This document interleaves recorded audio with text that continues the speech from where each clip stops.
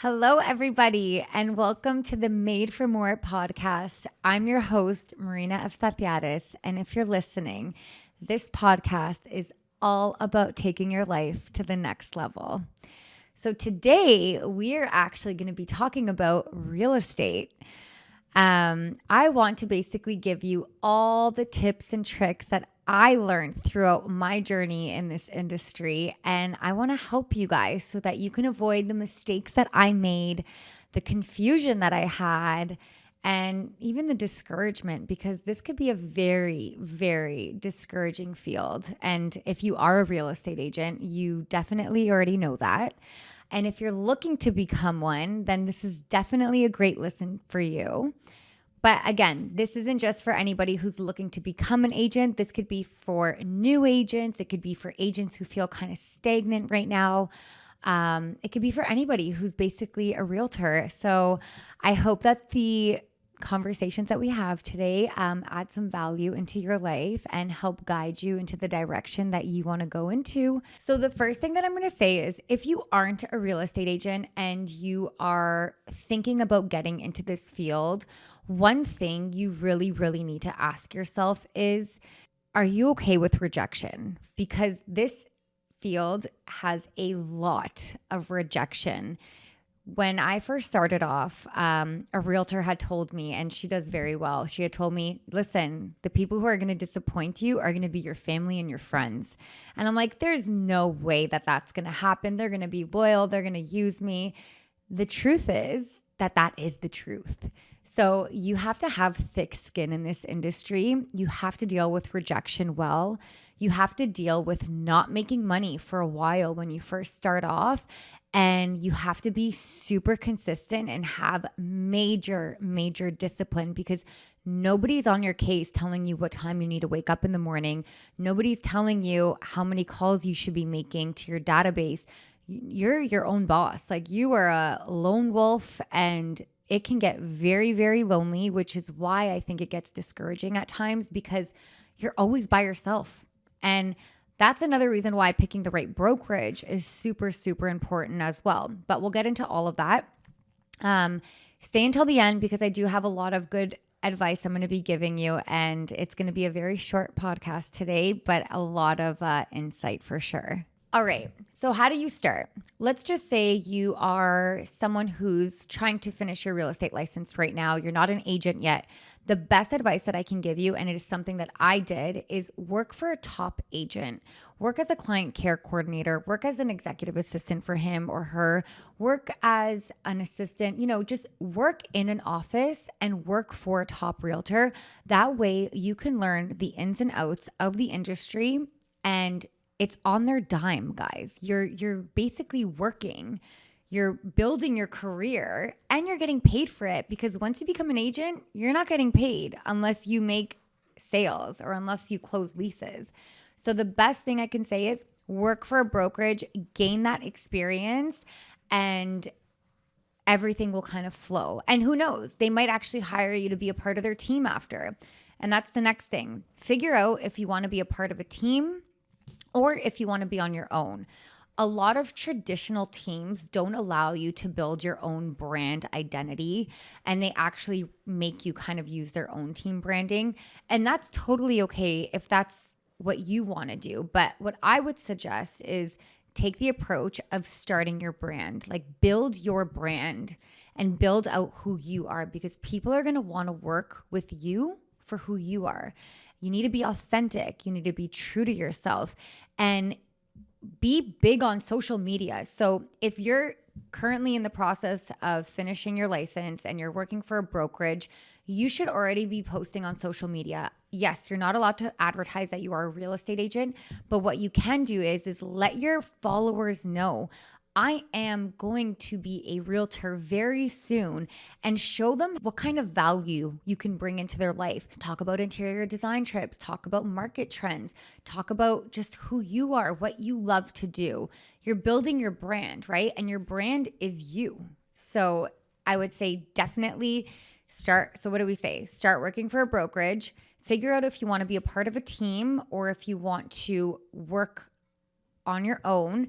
and then start your socials right away. Like, do not wait. I made the mistake of waiting until I became a licensed realtor to start posting real estate stuff. But guess what? I just like backtracked myself. Like I just kind of prolonged the process of building my brand. So definitely do those things. The next thing is you want to pick a brokerage that supports you. So I have been to the Remaxes, the Royal LePages. I have done Zoocasa. I have done property.ca, which is condos.ca. All great brokerages, don't get me wrong. But I never really felt like I was home. The brokerage that I'm with right now, we have a bunch of ladies who support each other. And the best part of it is that the men in the office also support us. They don't make us feel like we're inferior to them in any way. If anything, they actually lift us up higher and tell us how we have way more potential than they do because we are women. And they get it right, guys. Like, women are actually very good at sales because we're super nurturing, right? We are very cautious of the decisions our clients are making, and we take a lot more care because it's just our natural instinct to be a little bit more, nurturing and caring and loving. So it's a different feel working with a woman than a man, but together, combined, it's a lethal combo, right? So when you're working for a brokerage that you feel that support from not just the women, but also the men in the brokerage, it's a game changer. And that's why I chose the brokerage that I'm with right now. We have an amazing group of people. We do networking events. There's endless opportunities, and they encourage you to build your own brand. So I am the co-founder of Residency Group. My partner is Matt Campoli. We have an amazing group of people with us who work with us. They're our partners. And like I said, we are always looking for individuals who are looking to just crush it in this industry and who have that drive and motivation. You can't be lazy in this industry or else you're not going to succeed. But yeah, picking the right brokerage is great. Now, if you're steering towards you want to work for a brokerage that provides you with leads, I've been there, done it. And don't get me wrong, when I first started off, I absolutely loved it. I started this 6.5 years ago, right? So I worked for a brokerage that gave me leads when I first started off. Everyone was telling me you're not going to make money in your first year or at least for 6 months. And I'm like, okay, that's fine. But I ended up working for a company that gave me leads, rental leads. And I ended up doing, I think it was 50,000 in my first year. And I was shocked, but I worked my ass off, don't get me wrong, but I was shocked because everyone had told me you're not going to make any money in your first year.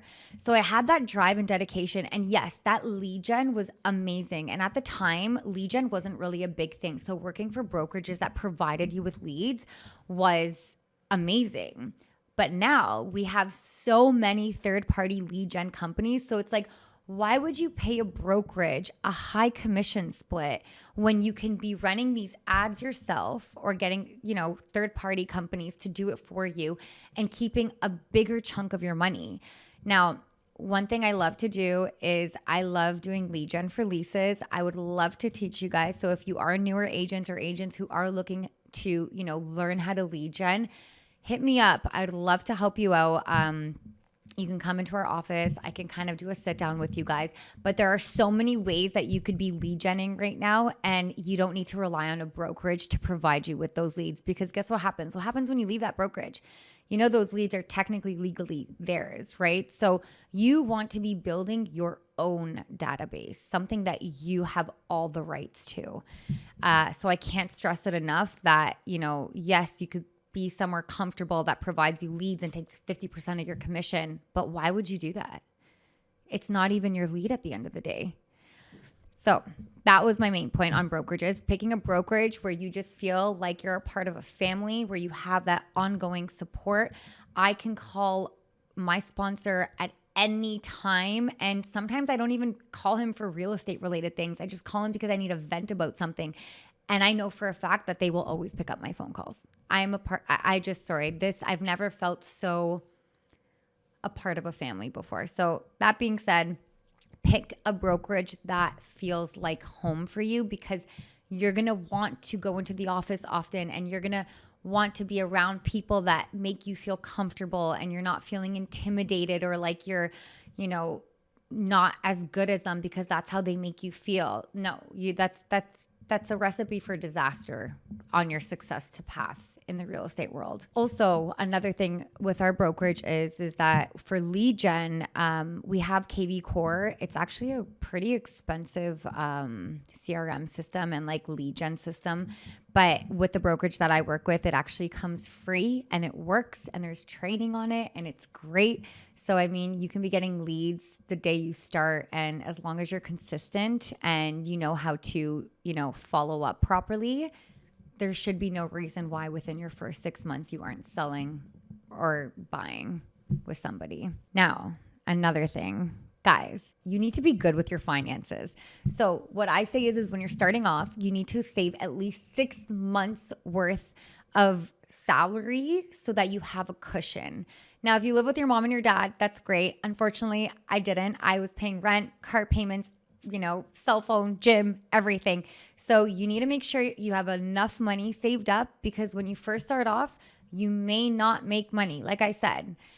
So save up, and then also put money aside for your taxes, because people think that, oh my God, realtors make all this money. Yeah, okay, we do good. But guess what? We have to pay taxes at the end of the year like everybody else. And it's a hefty chunk of money. So what I would say is, when you get your first commission check, you're getting paid HST on that. That HST is automatically going straight back to the government at the end of the year. You got to take that HST, put it in a different account. That way, when your taxes come up at the end of the year, you have that money saved. In my first year of real estate, I did not know this, and I got a nice hefty, here's what you owe at the end of the year. And I'm like, what the heck? Thank God it was only 50K commission at that, like GCI at that point. So it wasn't as high, but it allowed me to prepare for my following years, where now I've been, consistently making 6 figures. And I know at the end of the year what I need to put aside, because I know what I'm going to owe to the government. So it's really important to have a good accountant, somebody who is doing everything properly. Do not try to do cookie cutter stuff when it comes to your taxes. I'm very type A when it comes to things like that. Just be straight, honest with everything that you're doing, because it's just a headache later on if you're not, okay? But yeah, save money. Every time you get a commission check, put that HST away, and then also put, 30% of your other commission into another account, or unfortunately, maybe even 50%. So that's other advice that I would give you guys. And one thing that I've noticed that agents aren't doing, and this is what I was taught 6 years ago, and it still works to this day. You need to be calling your database. I don't know why people get afraid to call the people that they know. Like, you have a whole phone log of people in your phone, right? It's a whole address book. Why aren't you calling these people saying, hey, I'm a real estate agent. I'm new. I'm in the industry. I would love to, get some referrals from you. Or if you know anybody, family, friends who are looking to purchase or sell, I would love the referral. Like, it doesn't take much to do that. And you would be surprised how many people are actually willing to help. So don't be shy. You have to have really thick skin in this industry. It's funny because some people hate rejection, and I kind of like it in a weird way, because I think it's okay, problem solving. Now, how can I get them to change their mind? You know what I mean? I don't think there's anything wrong with rejection.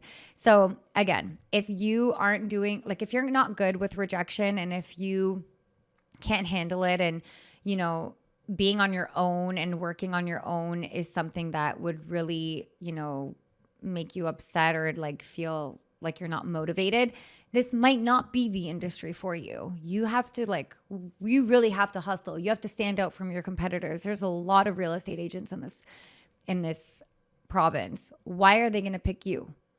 Right? And that's when your social media really needs to come into play. So that's why I say start it from the beginning.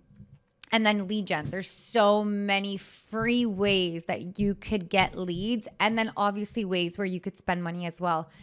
And I can teach you all of that. So if you want to learn, please comment, subscribe, reach out to me, and I would love to set up a call with you and help you out. You can also book a call with me on the Calendly link in my bio on Instagram. But yeah, there's so many ways you could be doing it. Like I said, I did about 40 or 50 leases in my first year. There is no reason why you guys can't be doing that. I actually was talking to a new agent as well, and I was asking him how it was going and everything. And this kid was doing 7 to 10 leases a month. Like, do you know what that is in Toronto? The average one bedroom is like $2,300 right now. Do the math, right? So there's no reason why you can't be killing it. You just need a very good mentor.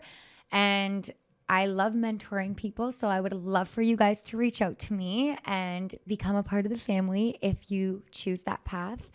And that's pretty much it. So these are my tips. My name's Marina Sathiadis. I've been a real estate agent for over 6 years now. I've been doing 6 figures. I have the President's Gold Royal LePage Award last year. And yeah, I would love to help you guys out. So don't forget to like, subscribe, and comment below. And that is all for today. I'll see you next Monday.